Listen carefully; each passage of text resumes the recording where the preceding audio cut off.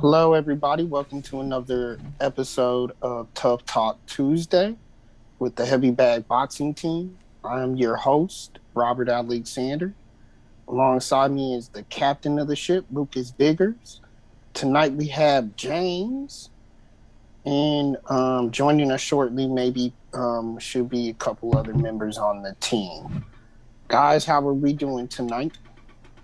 Great. Good weekend of I'm fights. good.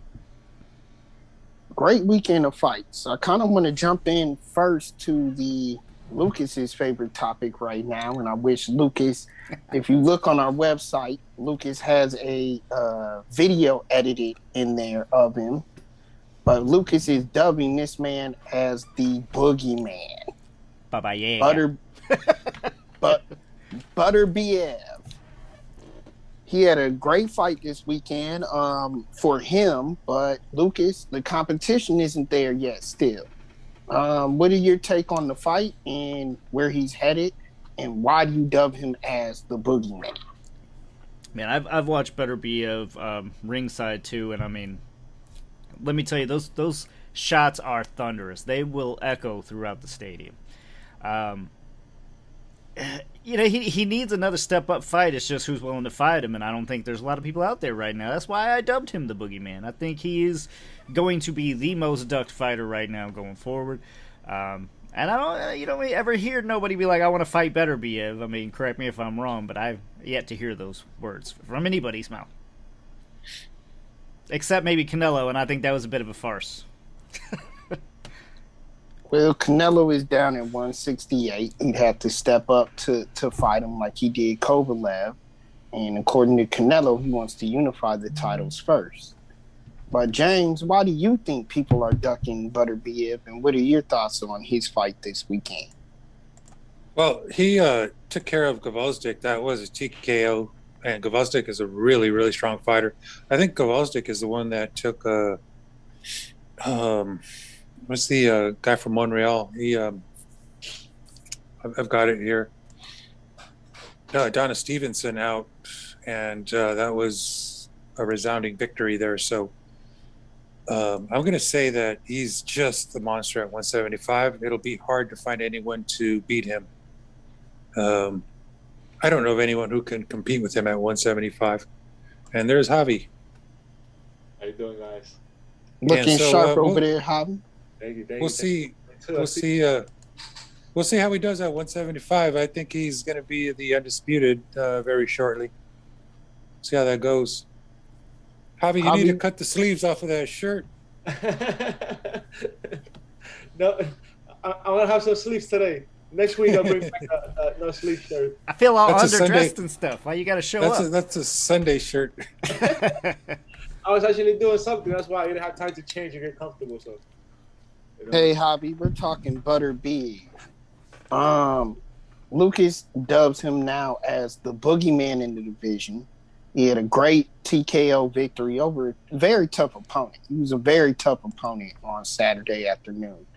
What is your take on him? And is Lucas right? Is he the Boogeyman? Is everybody avoiding him? I would say so, man. This is the perfect fighter where you say low reward, high risk, whatever bullshit other fighters want to say. This is it right here. And the man is strong. You can see he has like God-given power. He has the fundamentals. The man is dedicated. You can tell he's a special type of fighter, man. And I know some of y'all are gonna be like, well, he has to prove himself, right? Okay, I think he is eventually with every fight he's proven himself, and he's winning these fights in dramatic fashion when he's letting you know, like, I'm a force and I'm here. I'm gonna be here. There's a reason why a lot of people are saying that Canelo don't want no part of him at 175.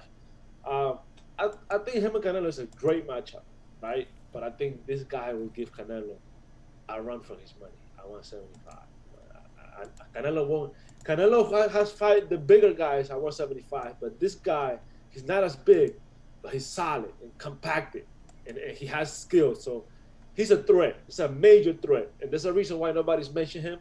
There's a reason why he's been under the radar, not because of the promotion. Well, maybe part of it, But a lot of it could be because a lot of fighters know, like they don't want to acknowledge him so much to the point where people are gonna ask him, well, when you gonna fight him then? You know what I'm saying? But eventually, I think I agree with Lucas.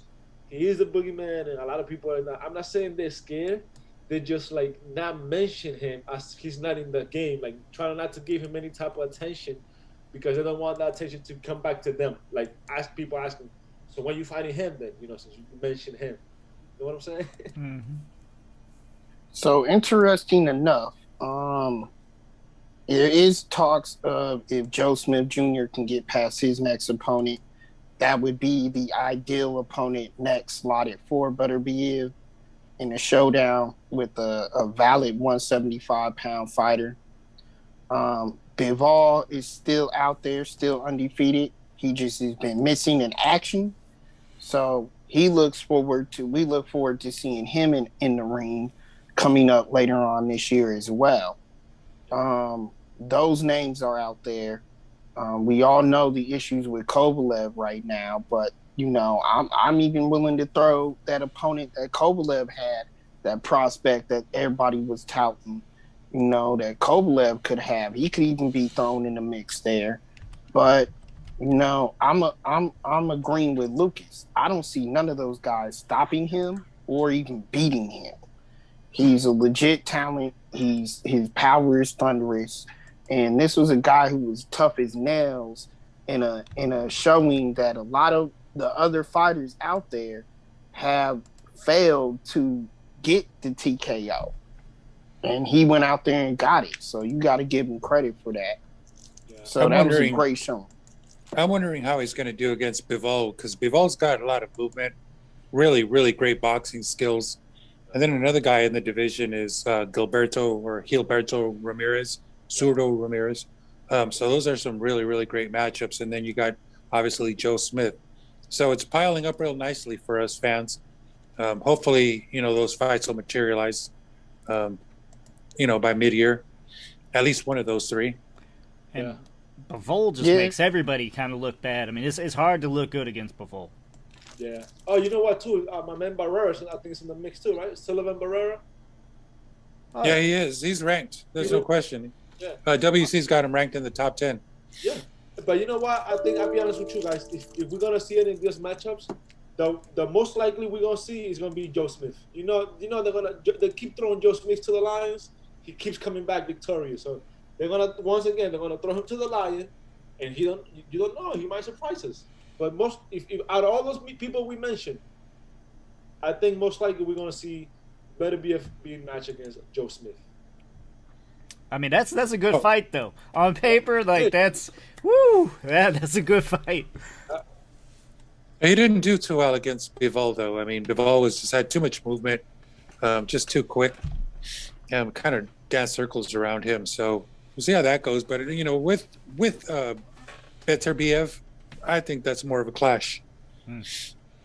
So, no, there's no real contrasting styles there. So, yeah, that's fireworks from round one.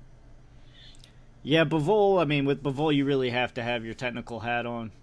He's a master at range, and he's constantly out of yours. And it's got to be frustrating for basically everybody he fights. So I would still love to see it, though. I mean, yeah, it may not be as pretty as Beterbiev versus Joe Smith, but it's still a fight that needs to happen. No, I think it's the biggest in the Division 2 happen. The only issue is, like I said, Bivol has been out of the ring all last year. And that's going to come into play, especially with a technical fighter, in my opinion. I think being the ring rust really favors a power puncher better because they can always offset that with the power. But when you're more of a technical fighter like Bivol is, and you like to break people down, that rust can hit you. It can affect you a little bit more. So I think we need to see him in a couple of fights before he's really ready for that task. Well, the cards for the Bivol Joe Smith fight are landslide. Bivol, I don't think he won one round, maybe one on one scorecard. But yeah, it looks like a complete shutout. It's definitely unanimous, but it looks like Joe Smith couldn't find any traction there. So Bivol, Beterbiev, that's a hell of a fight. Mm-hmm. Maybe Canelo gets the winner. How's that? I don't know. I mean, I'm all for that, but I don't see that No, happening. man, I'm kidding. I'm kidding. But you know you that's not want going it. to happen. You know You know want that's it. not. Well, yeah, but it's not going to happen. By the way, I think it was Beterbiev that stopped Kovalev from going to the Olympics back in the amateurs. Don't hold me to that, but that's what I was heard. That's what I heard. Like, he was the one that beat Kovalev when Kovalev, when he was crushers. He was going through everybody. Okay. All right, guys. So let's talk about the big attraction of the weekend. Virgil Ortiz versus Maurice Hooker. Guys, for as long as it lived up to, this was a decent fight. It was a good scrap. Both guys, you got to put it up to both guys. Both guys put it out there in the ring. Unfortunately, Maurice Hooker came up short. I'm going to start us off by saying this because I want y'all to rebuttal. But I'm still not impressed with the kid. He still didn't impress me. I still need to see much more from this kid. Lucas, what is your take on Virgil Ortiz and his victory? I mean, I'm more confused, but you weren't impressed? I mean, what was the problem?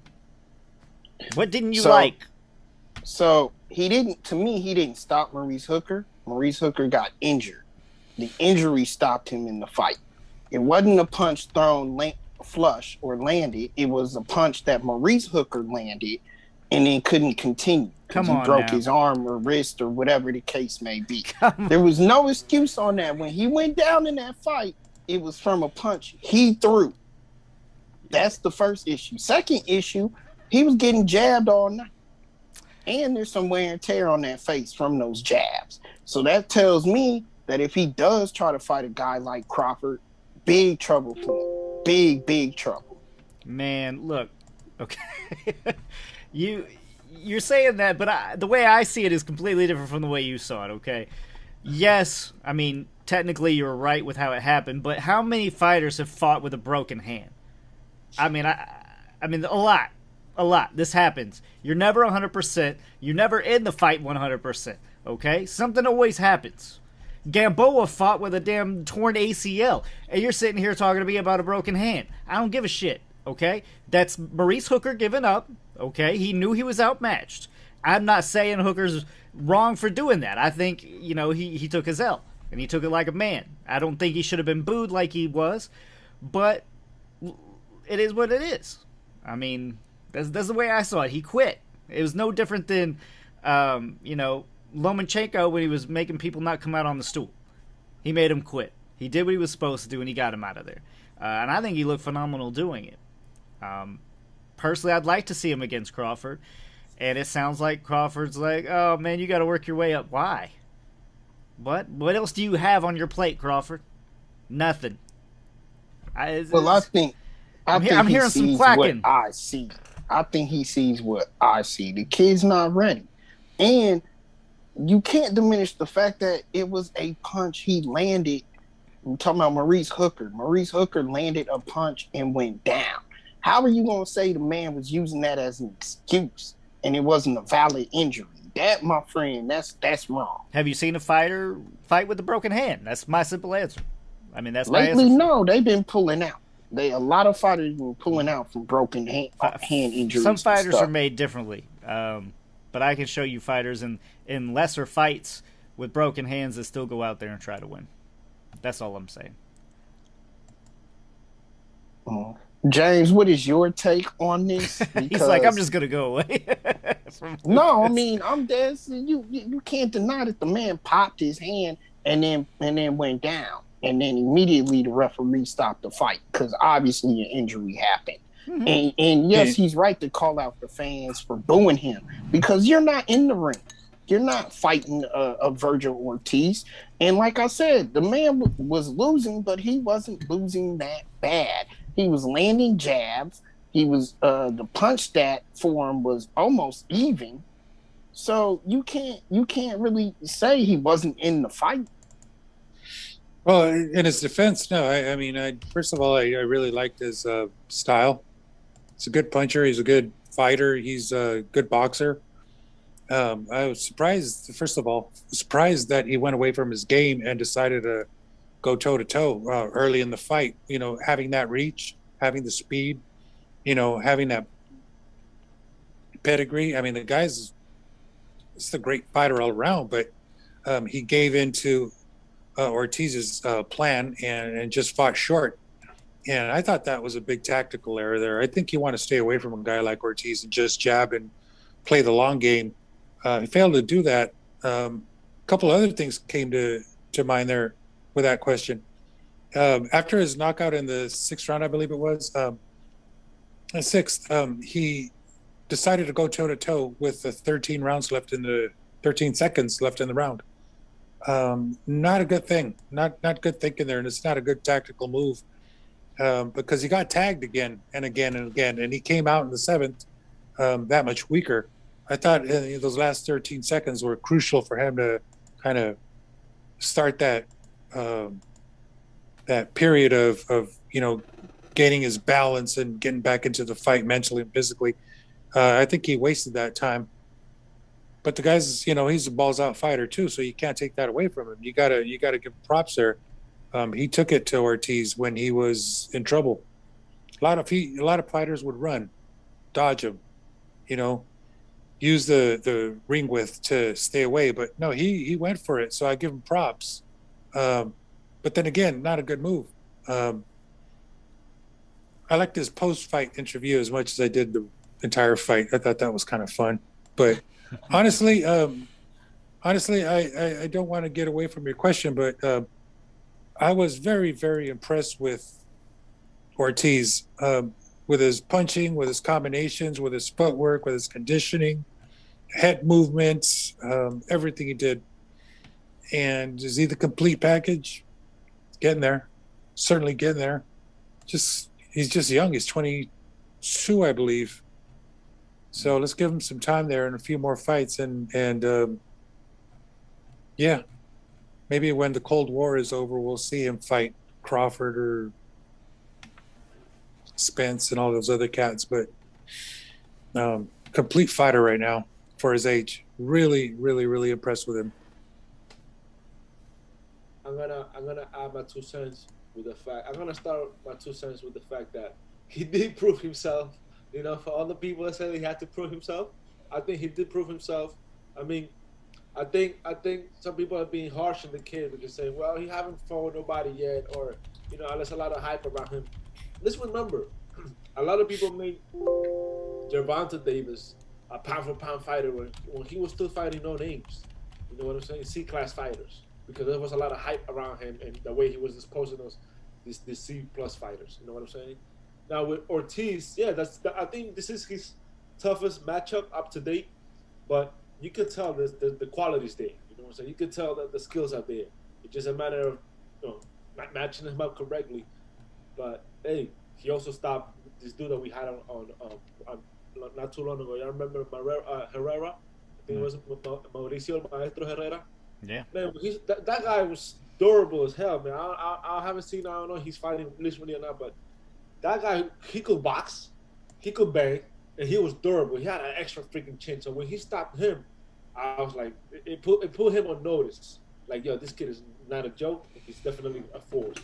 But definitely, man. I mean, Hooker is a fighter, and he gave a hell of a fight. You know what I'm saying? I'm nothing to take away from him, but at the same time, you know what I'm saying? Like Lucas said, we Gamboa fought more than 10 rounds with like the worst injury that you can have to be any type of athlete, right?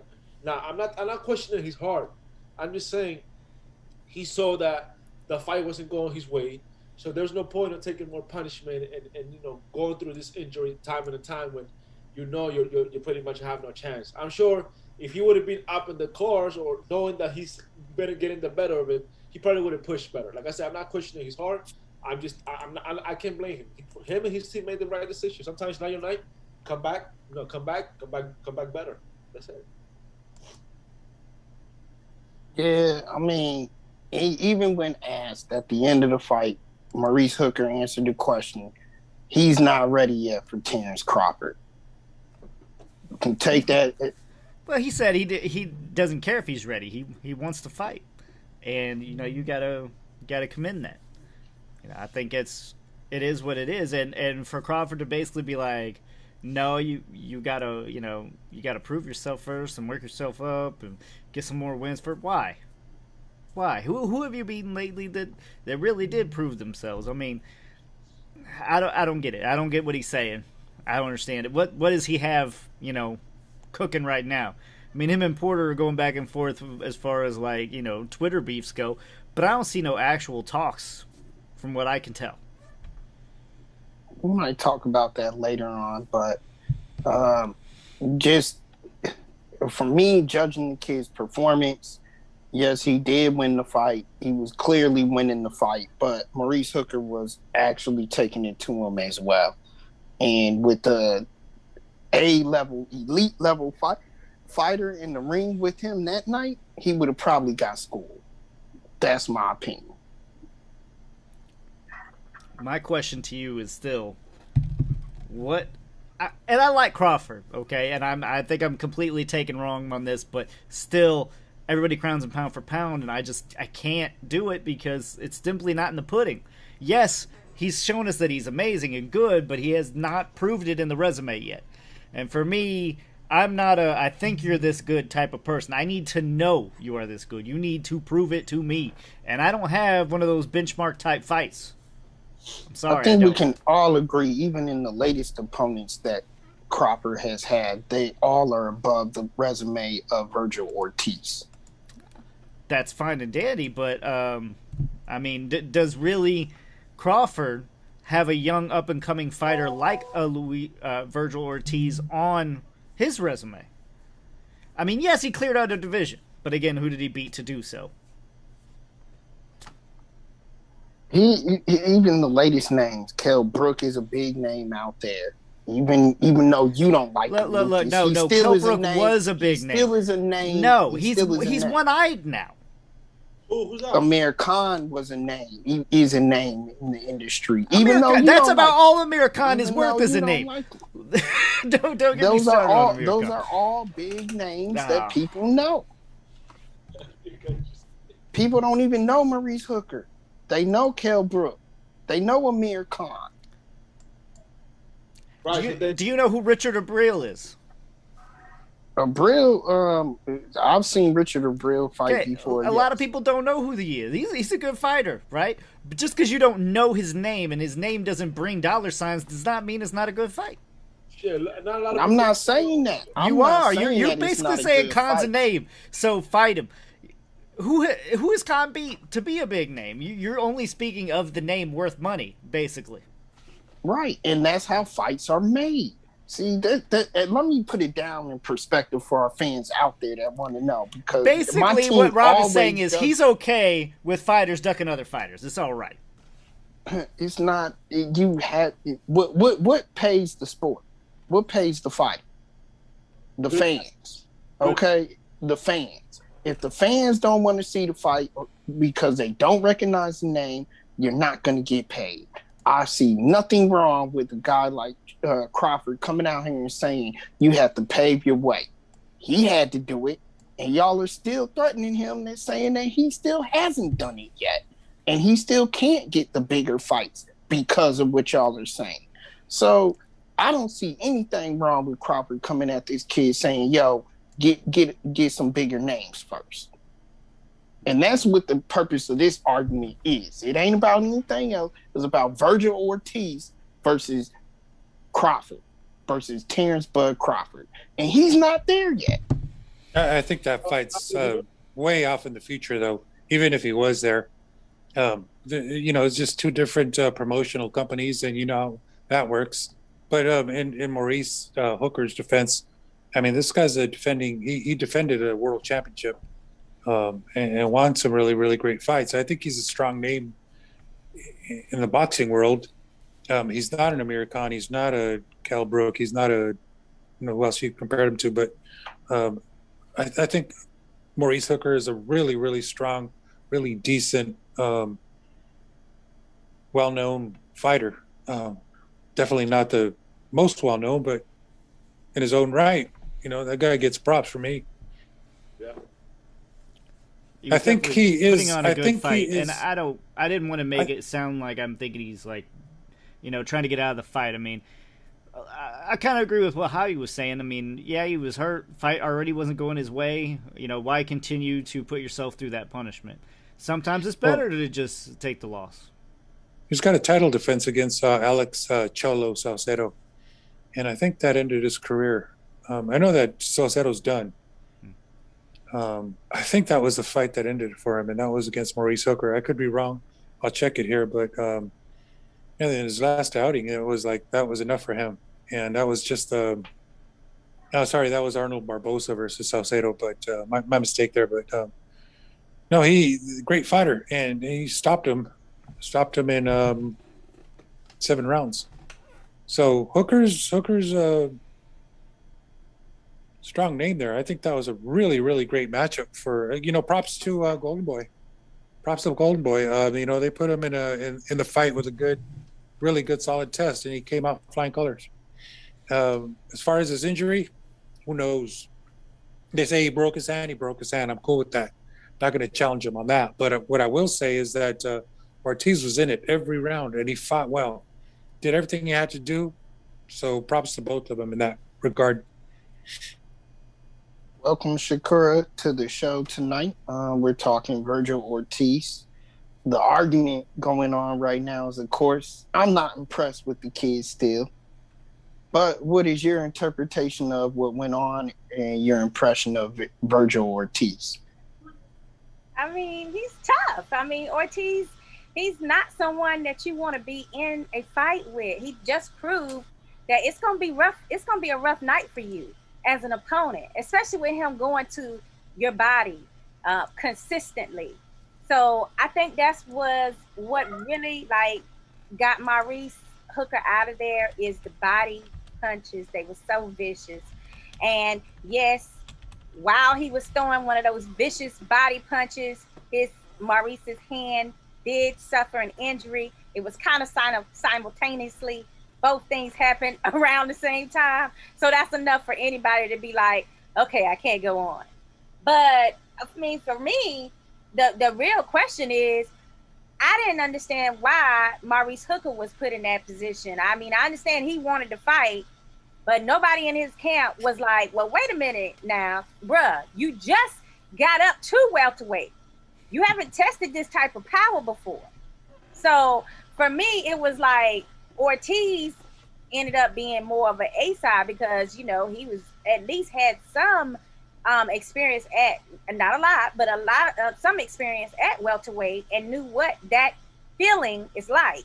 Whereas Maurice, that was the first time that he had been fighting against a real professional young buck that is Ortiz. That I don't see that he thought he was going to be in that type of firestorm. And I don't think that he understood, this is welterweight. So Ortiz gave him a rude awakening and was like, yeah, welcome to the big boys now. This is what this power feels like.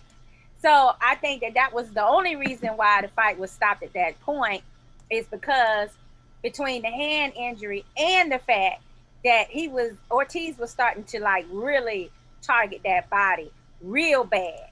And that's a different type of pain than somebody hitting you in the head.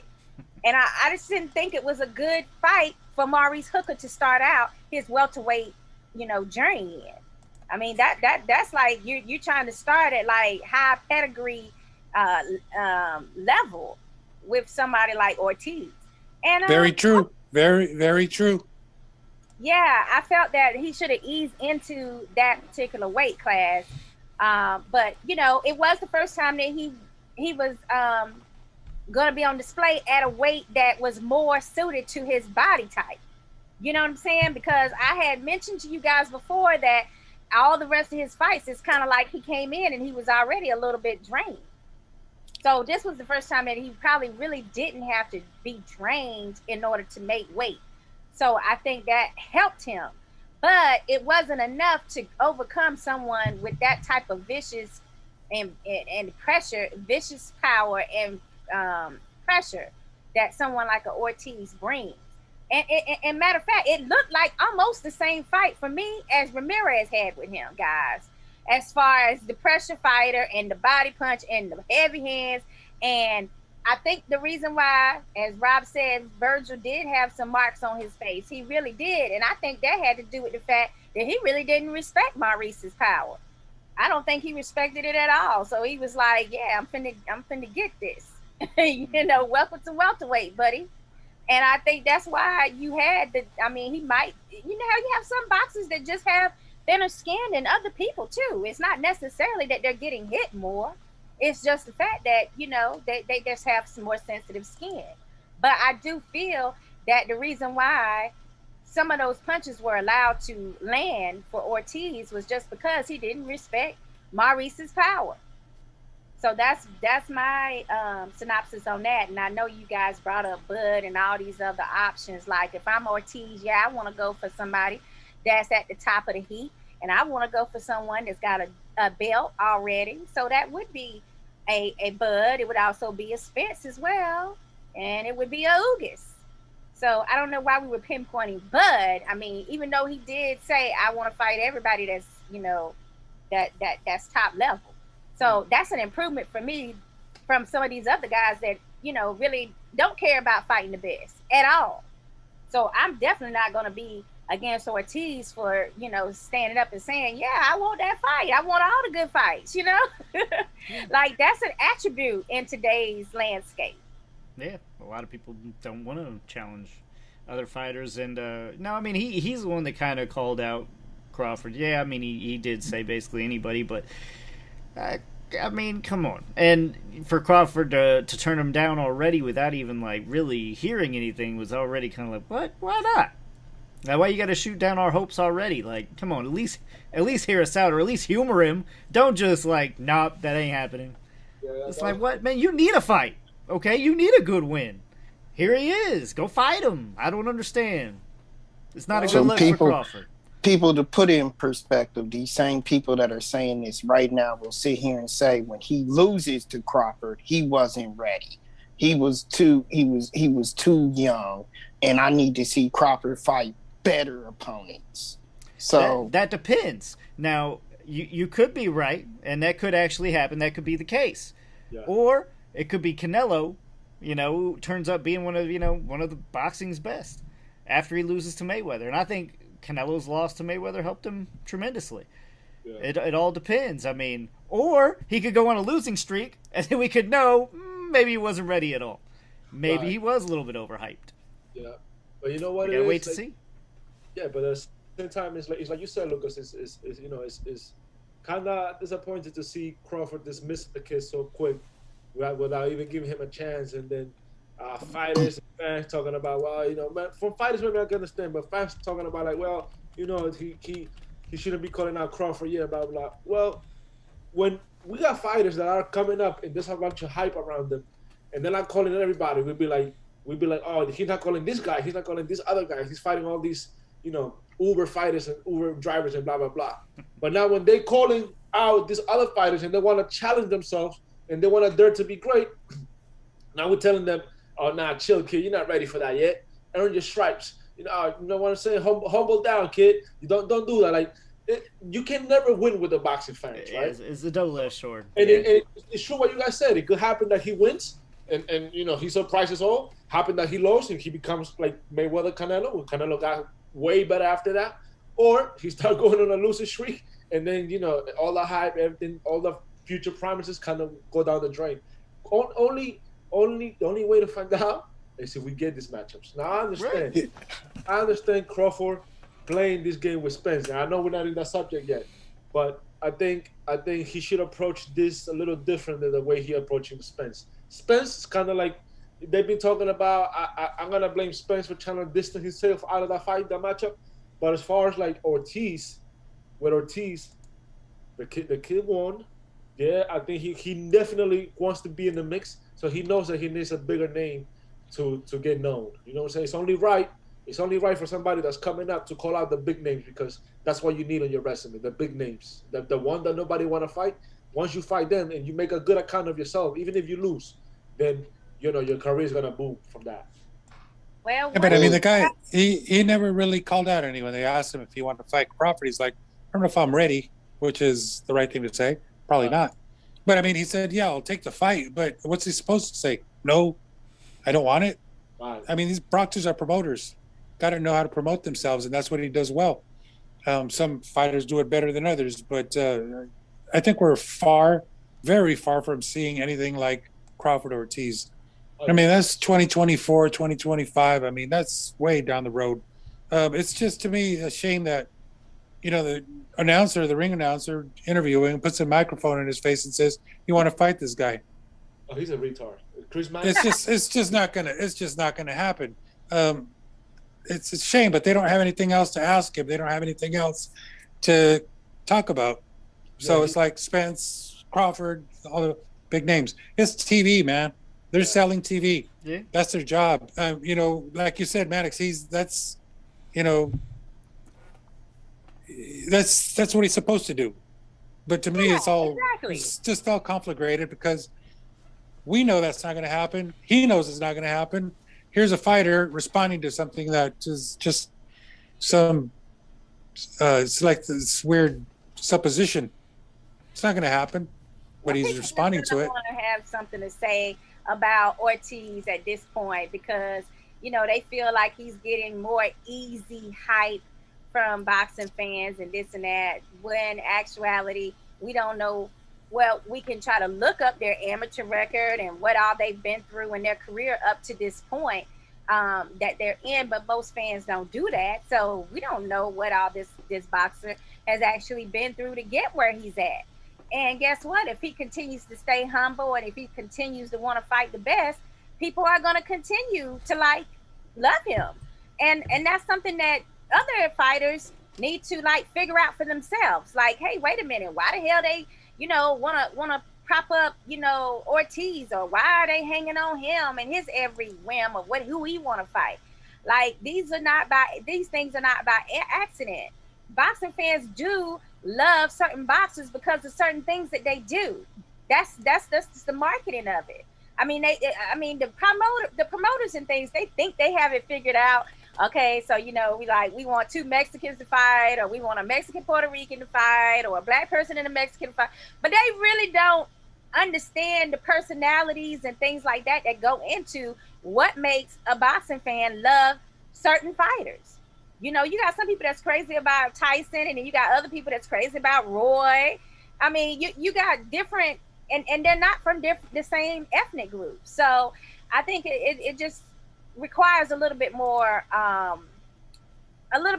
thought into these boxers.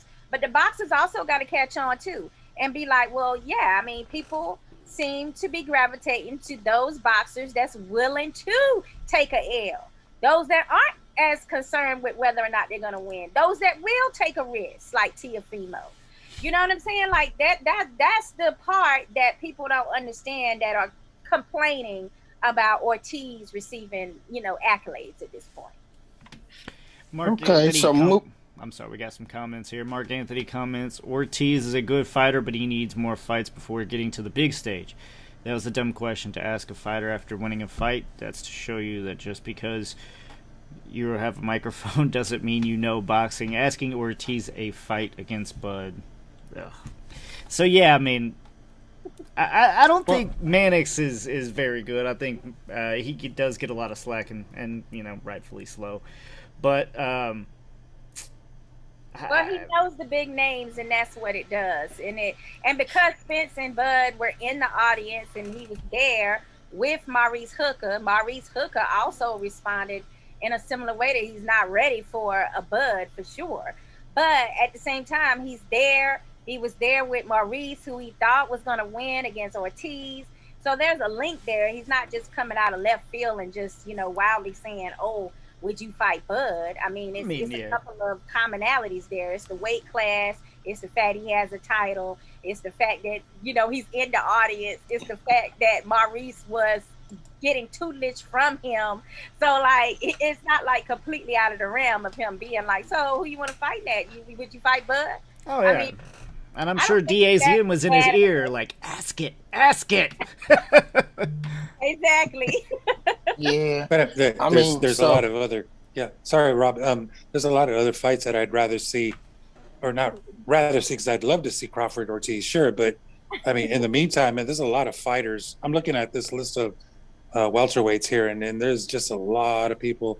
And Jamal James is one of them, and Mikey Garcia for some reason comes up. Sean Porter. There's the guy who just fought Crawford, Kavaliauskas. Yeah, Might I be a like good him fight. for a I mean, fight. so there's a lot of action there that would be great for Ortiz. Because he continues to step up. So it's not Porter, it's not Spence, it's not Crawford. It's just not going to happen yet. But there's a lot of people out there. It's not Pacquiao, but maybe Mikey Garcia. I think that'd be a great one. What about the guy who just fought? Sorry, Rob. What about the guy who just fought Jamal James, Antonio DeMarco against Ortiz? I mean, talking war. I think that Maurice Hooker was a step above a DeMarco. So at this point, it would need to be someone with a higher, a little higher profile. Like you want to step down from a boxer. True. Yeah, but they don't always go up. It's not always descending. I'm not saying that at all. Saying that at all. But I think you have a good point. You have a good point. Go downward if he's already beaten up, has a Maurice Hooker on his record. So he could have a Josito Lopez. I mean, you still got a bunch of younger talent that's in that division. I mean, you got Ennis Boots out there. Yeah, they are at different promotional companies. I know, guys, but I mean, you still got a whole new crop of boxers that's coming up in welterweight right now. So it's like it's not gonna but right now they're just trying to market based on the names that's already known. Yeah. So that's where that whole buzz. Maybe Virgil Ortiz can get a name, Rob. Maybe he can go knock out Amir Khan. Would you be all right with that? Well stated, but even at this point, we done spent too much time on this kid. Wow. Moving on to the next topic. Well, he earned it. He earned it. So he had a victory. Congratulations. Jeez.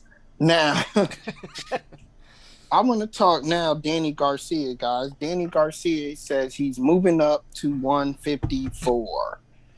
He said his dream was to unify all the titles at 147. He couldn't get it done. So now he's going up to being a third world champion. He wants to win a third world title. And 154, he said it's the right time and the right division for him to do it. I quote, "I'm still a bigger name than all the dudes at 154. I'm definitely going to be the biggest name in that division. And they need someone to help them bring more light to that division." Guys, what is your take on this? Can he actually add a third world title? And you know who the biggest fish is. Jamar Charlo at 154, who actually is looking in his next bout to become undisputed, Lucas. What do you think about these clashes here and Danny in this type of division? Man, no. No. Danny needs to stay far, far, far away from the 154-pound division. One, he's a small dude as far as height goes for the 154 division. I don't think he can hang with those type of dudes. Personally, I still think he has more fights at 147 to make. I think that's his division. I think he's maxed himself out. Going up any further, I think, is dangerous for him. I mean, imagine these fights. I mean, are you imagining Danny Garcia versus Charlo or Jarrett Hurd? I mean, he's going to get beat up. Now, okay, I agree with you in that realm of the 154 division. But why go into the division if you're not looking at taking on some of the I think he can compete. Fights. You still have his Landry Lara. You still have Tony Harrison, Erickson Lubin, Terrell Gaucher still in the mix, they're saying, at that division. Those are fights that he can definitely win. Now, Jared Hurd, I definitely would stay away from Jared Did you say win? Garcia, We talking Yes, Danny he can- Garcia. Yes, he can beat We Tony talking. Harrison. We're talking no He can look, beat- left hook, Danny Garcia. He can beat Tony Look, Harrison. I He like can beat Danny Erickson Garcia, but Lubin. 154, no, he cannot. No, he cannot. Well, you're tripping, okay? Because the No, he the man fought the best at 140. Went up to 147, fought the best. Yeah, he No, was. what a if he little What happened at short. 147? Yes, he was a little He fought short. the best, but But he comes up He was short. a he little came out. short. He came out way short. He came out way short. He Against did Thurman, not. he That fight- was not. He was not willing to step up to Thurman in the ring. He stayed his distance, and Keith Thurman just showed him, what the next level is. Yeah. He came up way short against Thurman and a few others. I mean, every time he had a step up fight, didn't make it. Yeah, I don't. 154. I see nothing but L's in his future. Well, the fighters that you mentioned there, and Lubin and all those other cats, I think he'd have a difficult time with each and every one of them, including Tim Tszyu and Charles Conwell and a few others. I don't think. I think that if first look at 154, he's going to come back down to 147 and say, "I'll stay here happily." Yeah, I think He's he would gonna try take the waters. He'd test it and then be like, I'm going to go back down. I think that's exactly what's going to happen. I'm backing James on that. I gotta call you out though. And you say Lubin. It was a split decision to Thurman. It was a split decision to Thurman. I just gotta call that out. It was a split decision, and it was 115, 113, 115, 113, 116, 112. He didn't run away in that fight. He Thurman did not never run exchanged away. blows. He stayed far from Keith Thurman.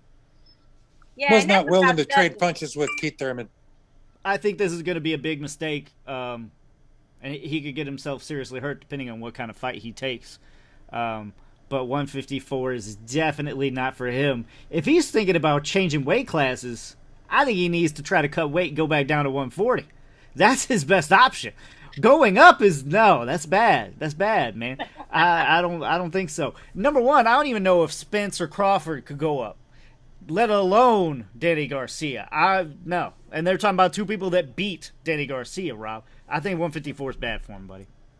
Well, can we get a what's the other part of the question? What the other part of the statements that he was making about the 154-pound division needing him because of his name?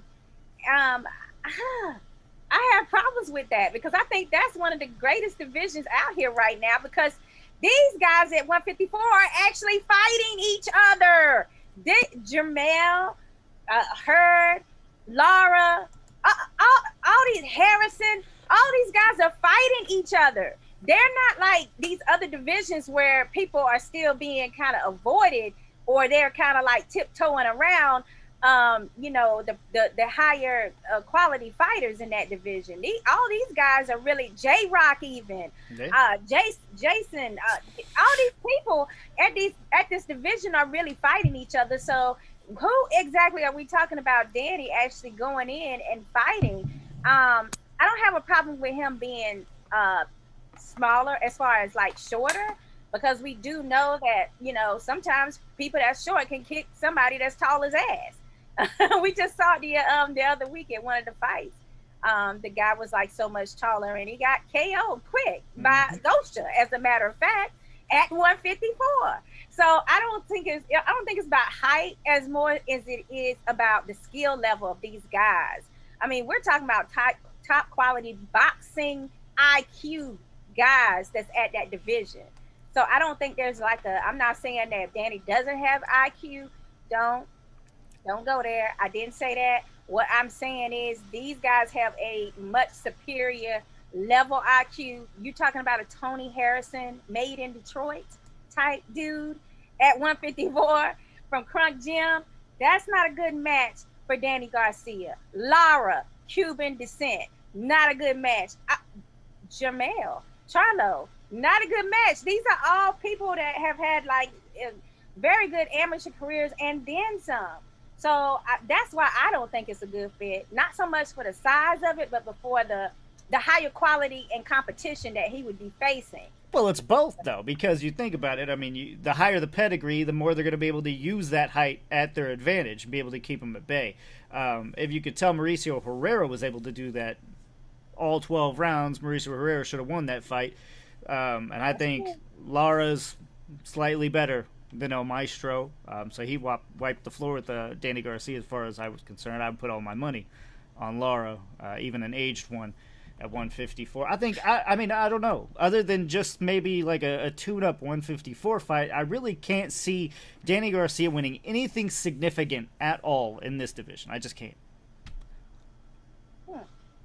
Well, we shall see, because he's definitely moving up there. And again, the goal for him is to win one of those world titles. Are we sure he's definitely doing this? Because I thought it was more of like a statement, like, I can move up to 154, and people are just blowing this out of proportion. Is he actually moving up to 154? Is that like I think he is. It's not confirmed, but that was the plan. Quotes that was made to ESPN. And you know how I feel about that. Yeah, ESPN. It's not official if it's not ESPN, apparently. I might as well just put ESPN logo behind me from now on, because I mean that's the only thing you go by anyway.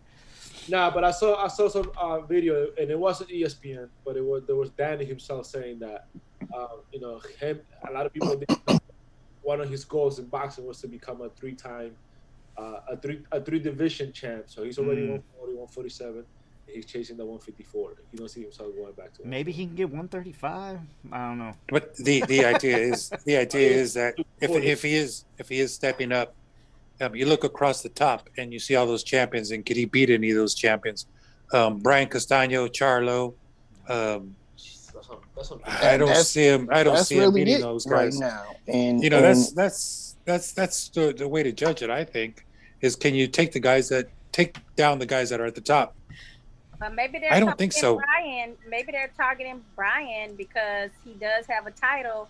Jamel is also targeting Brian because he has that title. So maybe, I mean, all three are with PBC boxing group, so management. So they can all make this deal. Brian Castano, I don't know, but it seems like he's feeling all the heat from this whole move up situation, and then from the top tier like Jamel, who wants to just unify titles. Man, let's take our last topic and combine it with this topic, right? We get Virgil Ortiz versus Danny Garcia. Everybody wins. Perfect. I'm with it. Yeah. I want to see it. I suppose. Nobody argued. All right. So I don't know. How does this sound? Lucas Biggers Promotions. I mean, I think it's perfect. It's perfect. I'm working on it, but yeah, I haven't got the money.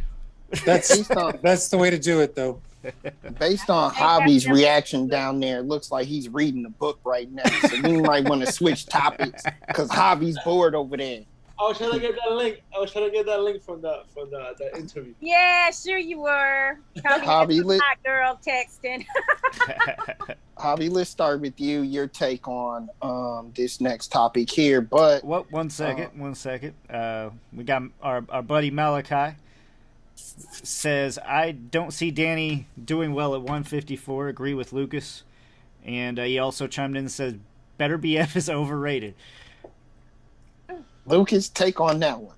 I mean, he's not on the show. We're going to have to talk about this when he comes back on. He's going to have to say that when he's here. Yeah, he's going to have to support his argument himself. Here. But we appreciate the love, and I'm glad that he put that out there. Now we know how he feels. I think it's a lot like, Virgil Ortiz. Maybe he just doesn't have that big fight. I can see Malachi's even point of saying he's overrated, just for the simple fact he hasn't had that big of a fight yet. So I'm not too mad at him on that one. All right, guys. So, Javi, we'll start with you then with your take on this. But Holyfield versus Tyson exhibition is now being canceled and called off completely. Holyfield's people sent out a statement. They said that we were in negotiations, actually, with Tyson for this bout. And it was supposed to be on May. I think May 18th, I think was the exact date. And they said that they were in negotiations under good faith, solid faith that this fight would happen. Mike Tyson is the one who called it off, and they said they even sent him an offer of $25 million to take the fight. and his people completely shut it down. Is this promotional issues? Does Tyson really what's going on here? Honestly, I think it's beyond promotional issues. I think it's more than that. And remember, we only get these little snippets of information. So in negotiation, there's a lot of back and forth. There's a lot of classified info that us, the public, we don't get to know. So I think there's more to it. You know what I'm saying? Now, as a fan-only point of view, I'm okay. I don't even want to see that third fight, to be honest. I think I could be okay with them not fighting again. You know what I'm saying? Especially at this age in their career. You know what I'm saying? Like I can be okay with just whatever they did in the ring, all of that. Now, as an exhibition with different fighters, kind of like Tyson with Johns or stuff like that, then I don't mind seeing this old time fighters come back and do an exhibition. Kind of like Julio Cesar Chavez been doing it. Matter of fact, he's doing it now with Hector Camacho Jr. as well. So I don't mind seeing these things. They do it for charity. They build some type of money, some fundraising for some event or some type of a charity. I'm okay with that, but I don't think Tyson is meant to run for nobody. You know what I'm saying? And I think it's beyond the money, beyond the promotional issues. And like I said, my personal opinion would be like, I'm in a way, I'm kind of happy that the fight didn't happen. You know what I'm saying? Because I know Tyson was not going to approach it as a charity exhibition event, and I know Holyfield as well. So it was going to get a little salty in there, But you never know. You never know. It can actually happen somewhere down the line. It could actually happen. There's nothing guaranteed in boxing. We know that. Shakura, what's your take on this whole scene? You know what? Earlier today, I thought I saw Tyson saying that fight was back on, but I initially heard that the issue was with Trilla, not necessarily Holyfield. For Holyfield's sake, I do hope that this fight is able to be made. This is an excellent way for our retired boxers that have not been able to sustain their monetary gain during their career to come into some additional funds. So I do hope that they are able to have that fight. And because Holyfield is in so much better shape than what we saw Roy Jones, I know Roy Jones did that so he could take those body shots, guys. But I don't feel that, I feel like it would be a more exciting fight than we got to see with Roy Jones Jr. and Tyson. So, I mean, while there could be issues with Trilla initially, I don't know. I think maybe they've come to some type of arrangement. My thing is, I think it's good when they start additionally adding these professional bouts like the Teofimo card on with these exhibitions, so we can try to reactivate fans that were crazy about these two figures in the 80s and 90s. So Tyson versus Holyfield, they get those crowd of people looking and watching, and then you throw a Teofimo fight in there. Hopefully it's delicious and people will want to keep following Tio at least in the newer professional generation. The only thing is if you got two heavyweights, since Tyson was, Tyson and Holyfield is heavyweights, people sometimes I've noticed they'll be more into an actual weight class than they are the people. So they they like heavyweights because there's going to be a knockout normally. You don't get that in the exhibition. But at the same time, these fans that are watching, they could be just the fact that they like heavyweights. So they may not be interested in a lightweight, right, Rob? Anyway, we deaded that last weekend. Before I go to you, Lucas, I got a specific question for you I want to ask, but I'm going to go to James first real quick. But James... Well, I wasn't going to answer anything. I was actually just going to say the fight is actually confirmed by Tyson himself. So it is changed. It is actually on. He made a statement that says, "I just want everybody to know the fight is on with me and Holyfield. Holyfield's a humble man. I know that he's a man of God, but I'm God's man. Listen, I'm going to be successful May 29th. So May 29th, we have a new date. So I'll just go ahead and ask it then, because my question is, and he didn't give us a whole lot of information there, but Triller actually is pretty much come out the woodworks. And that's pretty much what Tyson's whole issue was at the beginning of this whole thing. He said he was done with Triller. He doesn't know who they are. He doesn't even know who owns the company. He's never seen an executive or been inside any of those buildings. He also has his own club that he's been trying to promote, which is the Legends Club. And he really wanted it to steer it towards that direction, so he really could do his own promotion with it. But with Triller now in this, I mean, what is your take on it? Do you think it's going to go to the Legends Club like Tyson wants? Is it going to be a co-production then between the two companies?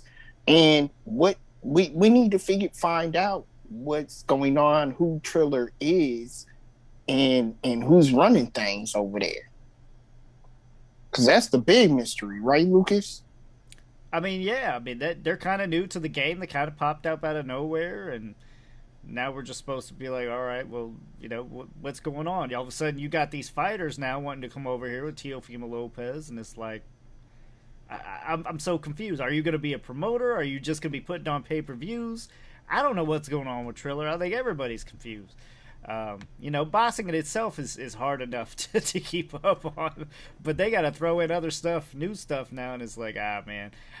Number one, I'm trying to be done with pay-per-views at all times anyway, and that sounds like that's all they're working with, so. Well, that's a true statement. I mean, nobody wants to pay pay-per-view, that's for sure. But at the same time, Triller is offering us a different, a new platform, new ideas, as far as, you know, boxing is concerned right now. And maybe we do need a shakeup. Maybe we do need somebody extra into the boxing stratosphere with money and power, because, you know, right now what we've seen is those that are in power right now are like not allowing us to get the fights that we fans want to see. So that's right. Yeah, so maybe a little shakeup is good for them. I mean, they outbid, you know, Top Rank double for that Tio fight. That's a lot of money to make a statement. Not so much that you thought that Tio deserved that much, but just that you're trying to make a statement that, hey, we're here and we're going to dominate some of these fights. We got the money to do it. I think that was more of like a play to promoters to know that, you know, you don't also need to be watching out for the zone now. Here we come as well. So, and they put even the zone on notice as well. Like, we got money over here. So, I mean, let's see how this plays out. Let's see if this actually assists in us getting bigger fights.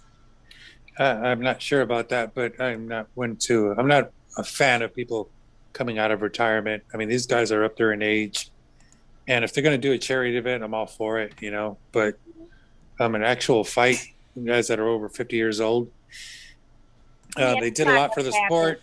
Roy Jones, Tyson, all of these guys, they did a lot for the sport. I'm happy with them, and it's just you know, something you touched on earlier, Sakura, is that, you know, they may not be financially set, you know, for the rest of their lives. So it's a shame that they did so much, you know, in their young life, you know, spending so much time in the ring and in the gyms and all that, and to be in a position now where they just don't have the finances that they, or to be in that financial position that they should or would like to be in.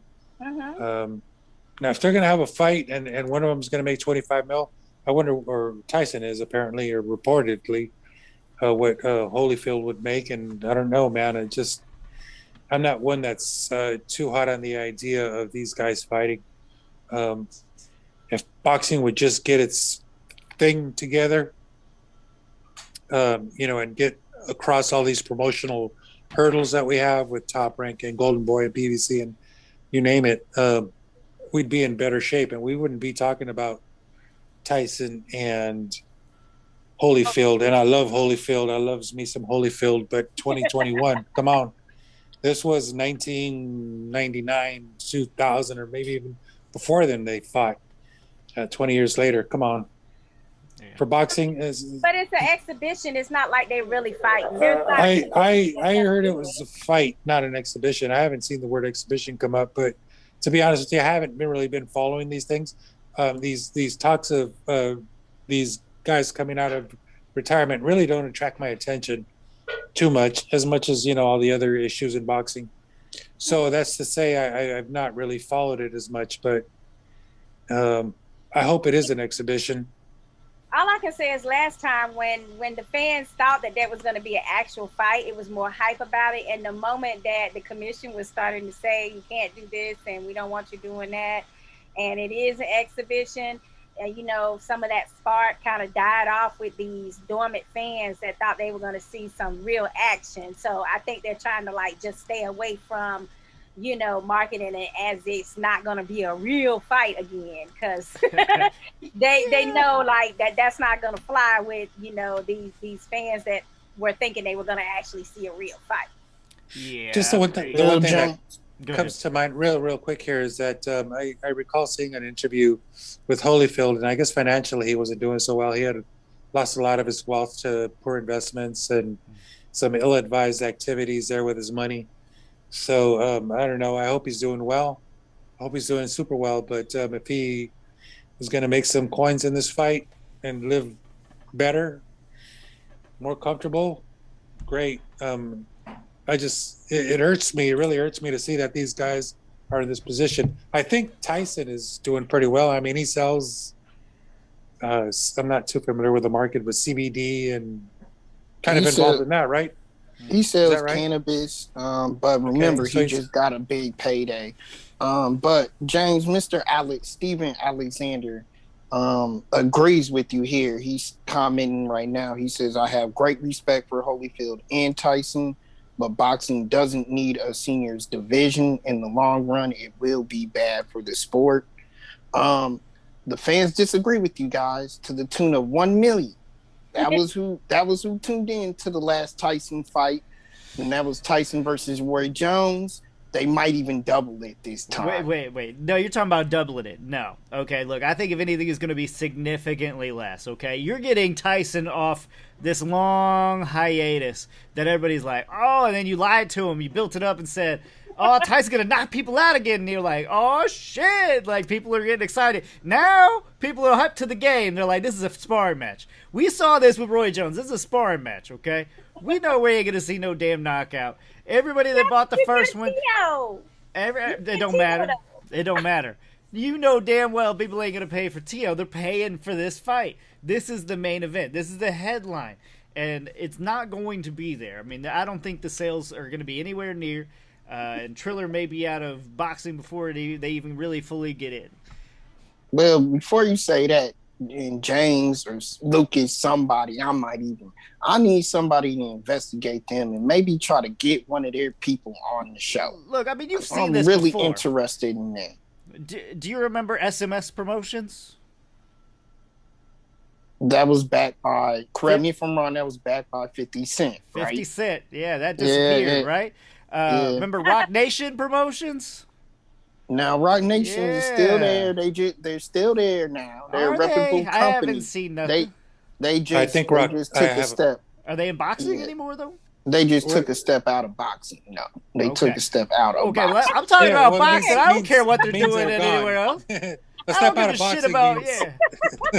I don't give a shit about basketball or nothing. I mean, I'm talking about boxing, and it is not easy. They're realizing this, you can't just come in here and just make money. You actually have to live and breathe boxing. I think boxers know that. You can't be part-time. Boxing is kind of all or nothing, you know? There's no off-season. It drains you of everything you have, but it's also so fulfilling. Yeah, true indeed. So let's turn into the next topic, which is a real fight going down this weekend. Guys, we have Dillian Whyte versus Povetkin Part 2.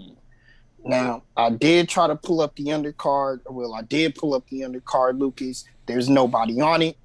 Literally nobody on it that anybody here would recognize or any of our fans. But this main event is what holds the attention.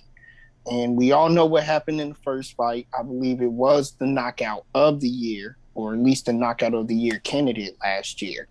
I need predictions and set up the fight, guys. How is it gonna go? I mean, I'm gonna go with Dillian Whyte.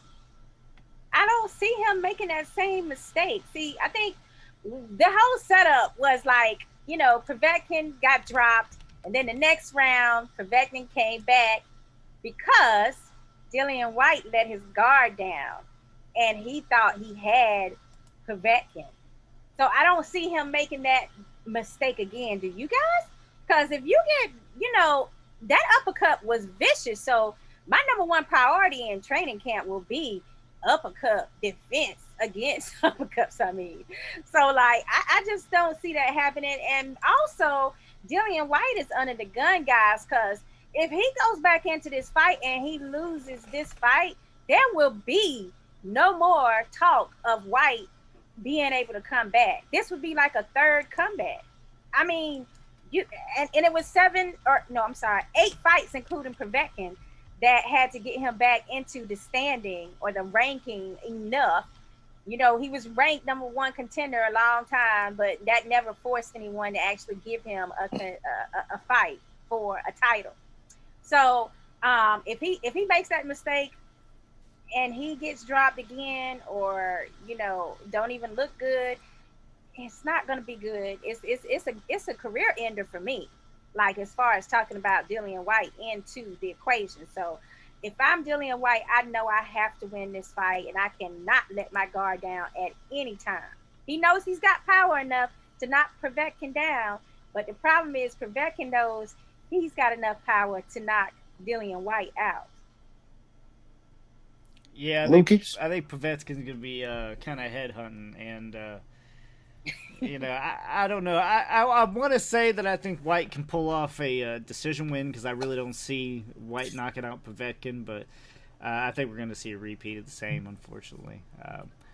I don't really see him change very much. I think, if anything, it goes against him because, you know, Povetkin's going to come in with more confidence, and he's going to be throwing even harder. I mean, he already knows that he can knock him out, and it's just going to build from there, but I honestly don't see Povetkin backing down at all, and I definitely can't see Whyte putting out Povetkin. So unless Whyte can box him for 12 rounds, and I don't see that either. So yeah, I'm definitely going Povetkin with a repeat.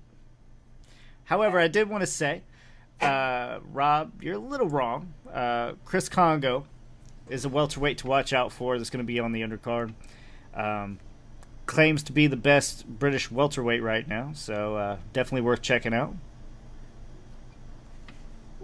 Guys, check out Chris Congo. James? I hope that last blow that Dillian Whyte received from Povetkin didn't ruin his career, but it did look like a career ender. Hopefully he's healthy and coming back strong. I think that the way the fight plays out, they'll be really, really tentative for the first several rounds. I can see this going to a decision, but if it doesn't, it's all right. I don't think that these guys are the top contenders in their division, in the heavyweight division. But I mean, you know, these guys are not top contenders there. So whatever happens there. But I don't know. I mean, in the end, if it plays out to be a nice, exciting fight, great. I just don't see it being a really, really close type fight. I can see these guys being very tentative and see how it goes. I don't see these guys going to meet up with Tyson Fury or Anthony Joshua in the near future. So, right. Who you picking? Besides, they're heavyweights. They're heavyweights. They're like. You got to pick one. Who you picking, James? I got to pick one. Oh man, I'm gonna say Dillian Whyte comes back, redeems himself, and that's it. I hope you're right. I hope you're right. We got some comments here. Malachi says, "I like Whyte. He was well ahead and on the verge of stopping Povetkin. Whyte had Povetkin looking like a shot fighter until he got that uppercut off. Povetkin was trying to set up that uppercut from the second round on. So, yeah, I mean, I agree with you. That's perfectly executed uppercut. It was. Perfect. It was. Yeah, shot fighters don't do that well. So, I mean, so hats off to Povetkin. But, and for doing it after he just got dropped in the yeah, round. yeah. Like, he is in trouble. Up, you know? It's a good fight. It's a good fight. It's a good highlight fight. Well, I mean, that's when a lot of fighters make mistakes, too. You think you got them, and then, no, you don't. I'm a little conflicted in this one on my side, guys. Because, like Shakira brought up the great point with Dillian Whyte. He's had, like, three comebacks in his career. And the guy coming off of a loss is pretty much perfect. He looks perfect coming off of a loss. He looks way better than what he did before, so you can tell he learned something in those losses, and he's more hungrier. However, on the flip side of things, Povetkin has extreme confidence now because that was a hell of a knockout. He probably thinks he knocked some Mario coins loose in Whyte last time. So he probably has the confidence, and he's probably going to hunt for the knockout, regardless of what type of punishment and how far behind he is on the scorecards. Anywhere in the fight, it could happen. I'm going with Dillian Whyte.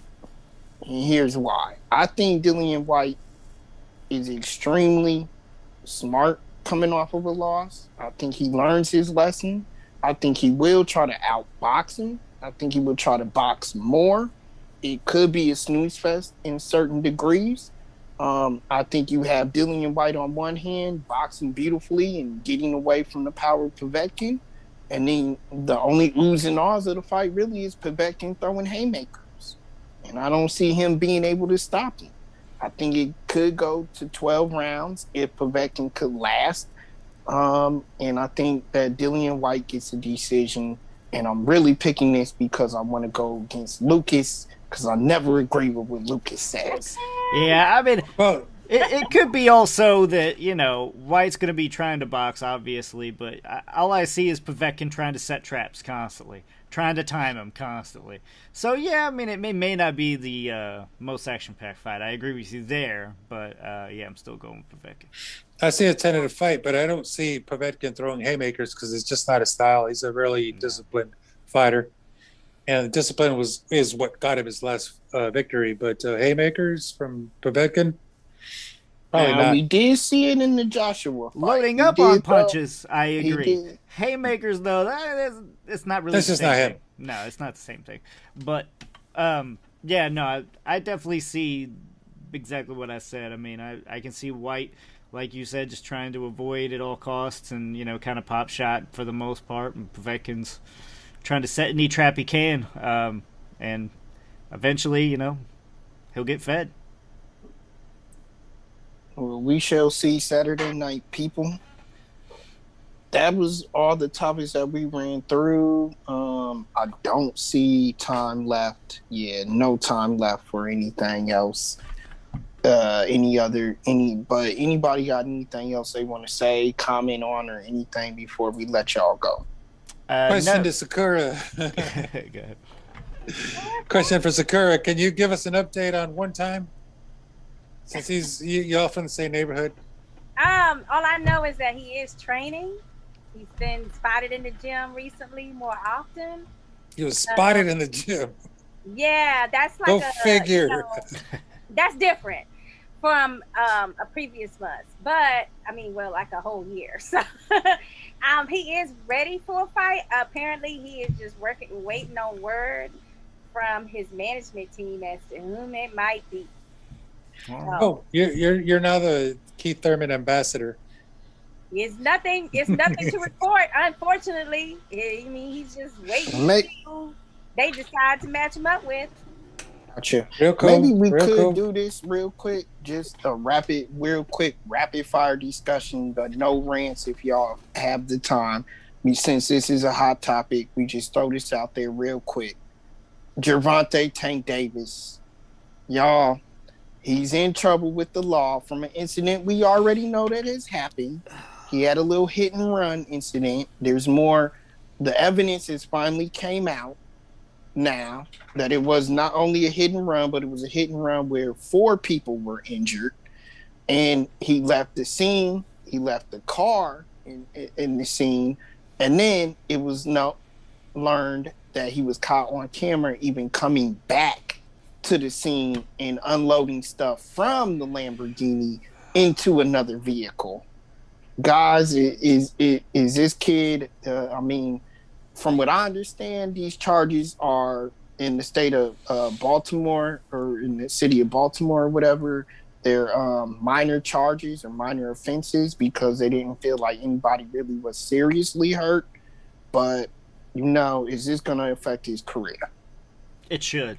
Whether it does or not, I don't know. A lot of celebrities, a lot of people in the public eye like this, and, he has a lot of people backing him, so I'm sure he can get a good lawyer to get, a slap on the wrist and tell him to get back out there. He also is lucky by the state that he's in that he committed these crimes, but, man, I mean, what a dumb thing to do. I mean, we've all been young. We've all probably drank when we or drove when we shouldn't have, but, I mean, this is a whole new level. You don't hit and run and then you come back? I mean, obviously it showed no care at all for anybody else other than himself.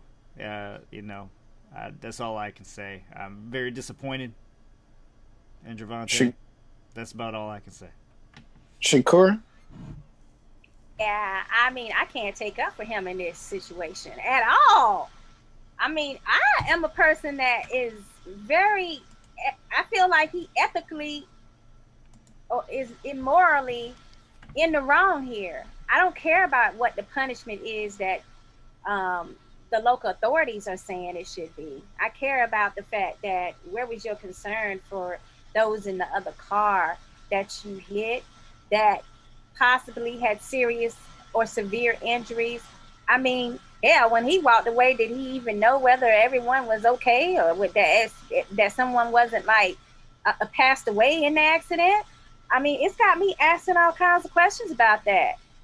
It's my understanding that, there's no plans for him not to still have a fight that's scheduled or tentatively scheduled. So for me, it's like, someone close to me said, oh, well, hopefully he learns his lesson. And I was like, well, why would he learn his lesson?